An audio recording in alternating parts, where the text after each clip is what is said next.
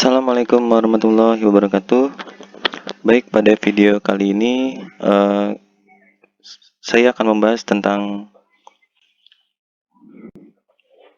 8 trik rahasia menjawab soal TKP untuk tes CPNS ya. Nah, jadi yang pertama itu kita ya, ini berlaku untuk semua soal di TKP nanti ya. Jadi yang pertama itu kita dalam menjawab semua soal TKP itu harus memposisikan kita sebagai third person. Third person di sini artinya kita harus menjadi sudut pandang orang ketiga ya. Begini penjelasannya. Artinya kalau melihat soal ya, kita harus seolah-olah menjadi orang ketiga ya. Orang ketiga ini penting, atau yang menyaksikan suatu peristiwa ya. Dan diri kita bukanlah menjadi subjek penderita atau objek penderita di peristiwa tersebut ya. Jadi ini akan lebih mudah kita melihat menentukan jawaban yang tepat.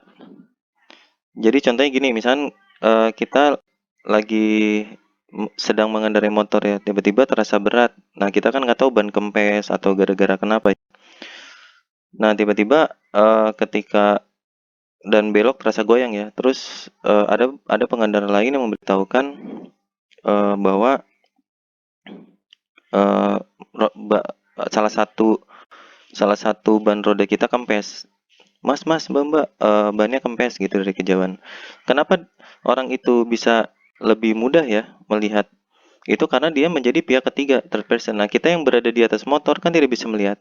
Begitupun kita agar lebih mudah melihat suatu masalah di soal TKP itu, kita harus menjadi orang ketiga. Walaupun soalnya kadang menjebak, bayangkan jika teman Anda, pimpinan Anda, nah gitu-gitu ya biasanya soalnya. Nah, kita memposisikan kita melihat peristiwa tersebut dan itu orang lain gitu. Oke ya. Terus yang kedua kita jangan pilih jawaban yang konvensional ya. Jadi maksudnya gini, ketika contohnya gini, misalkan ada pertanyaan, apa yang kita harus lakukan agar sekolah tetap bersih? Misalkan kita di sebuah sekolah ya atau kantor. Nah, terus kita pilih ada pilihan jawaban, jangan buang sampah sembarangan. Nah, ini tuh sudah menjadi konvensional peraturan umum. Nah, kita jangan pilih lagi. Nah, maksud soal TKP itu kan tes karakteristik pribadi. Jadi artinya sumbang siapa yang kita berikan untuk suatu problematika atau suatu peristiwa tertentu ya. Terus untuk menjadi pelajar yang baik, misalkan atau karyawan yang baik, kita akan datang tepat waktu sekolah. Ini kan lucu ya. Ini sudah menjadi peraturan. Nah, kita jangan pilih lagi. Nah, jadi misalkan kontribusinya saya akan datang setengah jam, misalkan jawaban yang benar setengah jam sebelum waktu masuk sekolah. Nah, itu adalah inisiatif kita, karakteristik pribadi yang menunjukkan attitude yang bagus ya gitu. Ya, terus yang contoh yang lain misalkan peraturan-peraturan konvensional kan jangan ribut di rumah sakit, jangan menginjak rumput taman ya. Gitu-gitu ya. Nah, jadi kita jangan memilih jawaban-jawaban seperti ini, tapi sesuatu yang pribadi kita lakukan, inisiatif apa, kreativitas, inovasi. Nah, di situ ya. Jadi yang diharapkan kita pilih jawaban yang seperti itu. Terus yang ketiga itu dalam waktu kurang lebih 1 menit kita harus sudah bisa membuat 50-50. Artinya sudah bisa membuat dua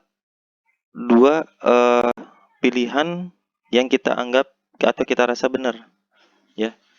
Itu dalam waktu kurang lebih 1 menit kita harus mengunci itu, yaitu. Terus selanjutnya adalah nalar atau imajinasi, nomor yang poin keempat.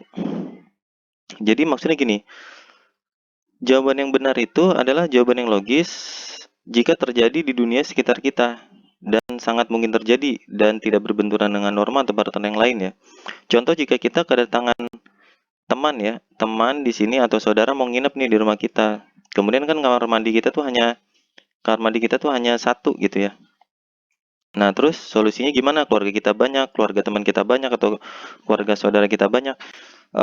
Terus ada salah satu pilihan jawaban misalkan kita mengajaknya berbicara malam hari, rapat gitu. Misalkan, eee, "Ayo kita bicarakan, kita atur, si ayahnya itu jam 7 misal, eee, diberi waktu 10 menit gitu, ibunya 10 menit." Kan itu nggak nggak mungkin dilakukan ya, nggak mungkin dilakukan di dunia, sekitar kita ya. Kita pasti, "Kok dibatasin gini?" Kan nanti tamunya gitu ya, akan merasa gitu. Nah, jadi yang biasa terjadi atau yang benar ya udah kita, toleransi aja di sini namanya ya. Jadi ketika kamar mandi penuh, atau terdengar suara ya, di kamar mandi kita coba ketuk dulu kan gitu aja ya lazimnya sih. Ya itu yang mungkin terjadi ya. Jadi itu tidak berbenturan gitu. Kalau jawaban TKP itu walaupun gimana ada kalau kalau terjadi di dunia sekitar kita tidak berbenturan dengan nalar imajinasi ya. Nah, kita harus mengimprovisasi soal kita. Kita jangan terpentok kita ngebaca soal terjebak itu, kita harus keluar dari situ ya. Kita coba meraba-raba pakai sudut pandang ketiga ya, tetap gitu melihatnya. Terus yang kelima tuh, pilih jawaban-jawaban di CPNS nanti tuh yang, versi CPNS ya, walaupun ini TKP ya, misalkan dinamis dengan fleksibel, di sini ada contoh. Nah, dinamis ini lebih, ke formal ya, formal atau bahasa-bahasa negara ya. Misalkan, waktu yang dinamis gitu ya. Dibandingkan dengan waktu yang fleksibel. Fleksibel itu biasanya digunakan untuk bahasa sehari-hari. Nah, cuman tidak menutup kemungkinan fleksibel akan digunakan di resmi. Contohnya gini, Pancasila itu akan berlaku fleksibel sesuai dengan zamannya ya. Pancasila kan nggak berubah ya, sila 1 sampai 5 karena dia fleksibel sifatnya.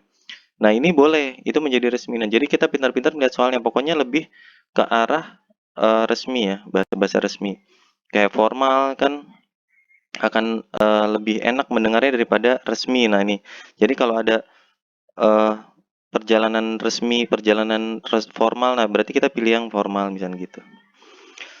Nah terus, target skor yang keenam ya, rahasia keenam untuk lolos TKP ini, lulus ya. Kita kalau latihan itu, eee, kan kalau TKP itu ada poinnya ya, A, B, C, D-nya ya, misalkan yang A 5, B 4 gitu ya, 3, 2, 1 seterusnya ya. Nah kita tuh, latihannya harus yang di bawah 5-nya ini kalau bisa 10 soal. Nah ini 10 soal, kita punya target awal segini.